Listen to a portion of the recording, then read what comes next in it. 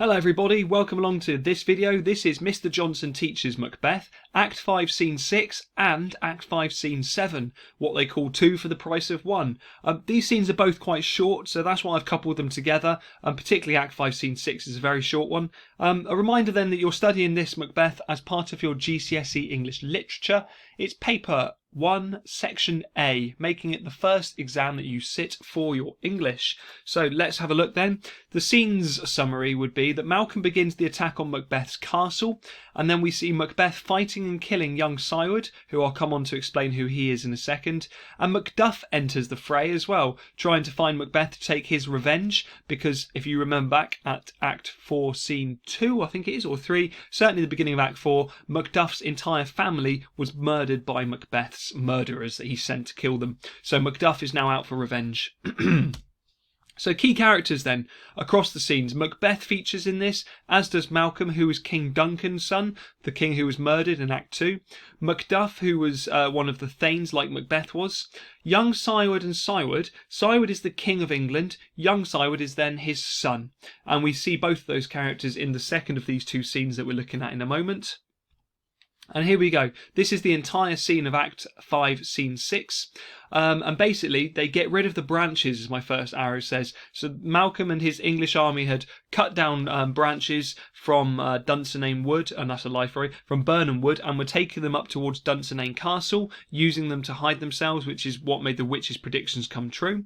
And then what we see basically in the next bit as well is they're getting ready for the fight. Syward says, "Fare you well, but do we but find the tyrant's power tonight? Let's be beaten if we cannot fight." They're basically getting themselves ready, and then Macduff's anger is very clear towards the end there as well. I highlighted in yellow tyrant because it's a word which continually comes up, and it'll be a really easy word for you to remember and talk about the connotations of when it comes to an exam question, because he's not described as the tyrant at the beginning, of course. So it shows therefore how Macbeth has changed. That is the end of that scene. We then move into Act 5 Scene 7, which is another part of the battlefield, and these scenes are very quick. Now it's one stage, so the action is setting, it looks to us as an audience like it's one place, but these are like meant to try and sort of create chaos and carnage and confusion, because we've got characters going in and characters going out, and it's meant to sort of, as I say, contain and can sort of convey that confusion. So let's look at the beginning then, Macbeth's first bit.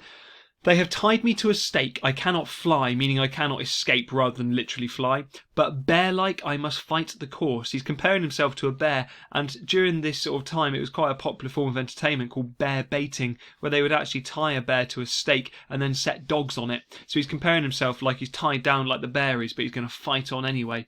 And then once again he quotes the witches when he says, "What's he that was not born of woman? Such a one am I to fear or none," because earlier on the witches told him that no man born of woman can harm him. So he's therefore looking for anyone who's not been born of woman, which to him means nobody. And therefore, although he's trapped, as I say on my first arrow, it still shows his hubris and the fact he believes the witch's prophecies somehow going to keep him safe, even though he's already seen one of them about the woods sort of fall apart. Young Syward enters. So this is the King of England's son. He asks, "What's your name?" "You'll be afraid to hear it. Thou cannot call thyself a hotter name than any that is in hell." Basically, he sort of compares Macbeth to this sort of worst creature of hell, which is a really strong comparison. Macbeth says, "My name's Macbeth. The devil himself could not pronounce a title more hateful to mine ear."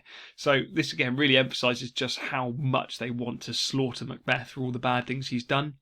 The word tyrant is highlighted in yellow again, and then suddenly there's a fight that breaks out, of course, between Syward and Macbeth. They fight, and it says there in stage brackets that young Syward is slain, meaning he is killed, and Macbeth simply says, "Thou wast born of woman." So again, he's showing us still that he's a skilled soldier here, Macbeth. We mustn't underestimate his abilities on the battlefield. And then off he goes. In comes Macduff then. Again, characters coming in and out here. Macduff hasn't seen any of this. That way the noise is, "Tyrant, show thy face." So once again, we've got the word tyrant highlighted twice on this screen here. I've told the first arrow I've just pointed out to sort of creates that chaotic battlefield type of feeling. And then next bit really is all about Macduff, getting angrier and really wanting to sort of take his revenge upon Macbeth. And that's what I've highlighted on that second arrow. Alarms are like alarms, like trumpets being blown off stage. In comes Syward. "This way, my lord, the castle gently rendered. The tyrant's people on both sides do fight." Basically, the castle has surrendered. Macbeth's castle has almost been defeated, and the people there are basically joining their sides, just emphasising and going further to what we've seen earlier in Act 5, where people just are losing respect and people are switching sides against Macbeth because they don't honour him. He's not a true king in the way he acts. And then that is basically the end of the scene.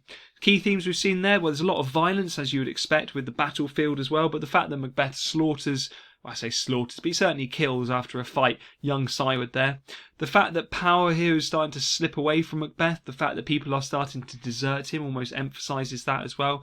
And his destiny, it feels like we're moving towards a point where Macbeth isn't in control of his own destiny. It's almost like somebody else is controlling it, or some greater power perhaps is in control.